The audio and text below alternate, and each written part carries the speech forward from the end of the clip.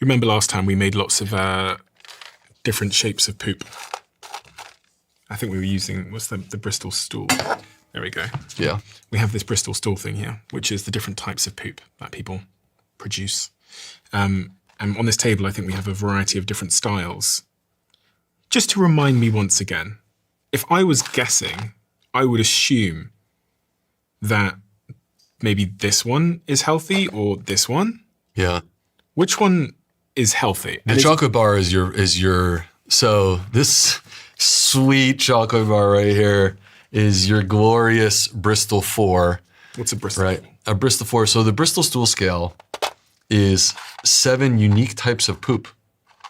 And you can tell by looking in the toilet bowl. We have been told, don't look, there's nothing to see there. But what I'm saying is, and we discussed this, that 60% of the weight of your stool is your microbiome. That's the microbiome story right there in the toilet bowl.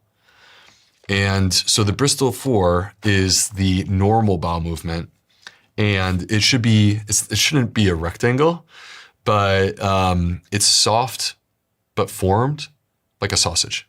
And the word Bristol is coming from this thing called the Bristol stool chart? Yeah, so the Bristol stool chart actually comes from Bristol in the UK, right? The city of Bristol, where they did a study in the early 90s.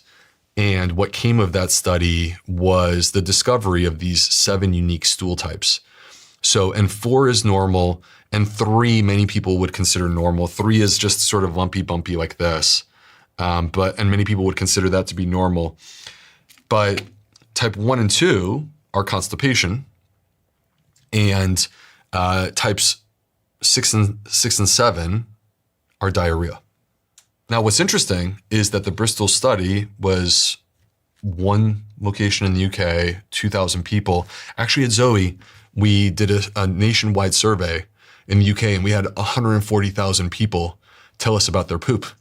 So we're working on publishing the papers that came from this, but we have the largest survey on bowel habits that's ever been done in the world.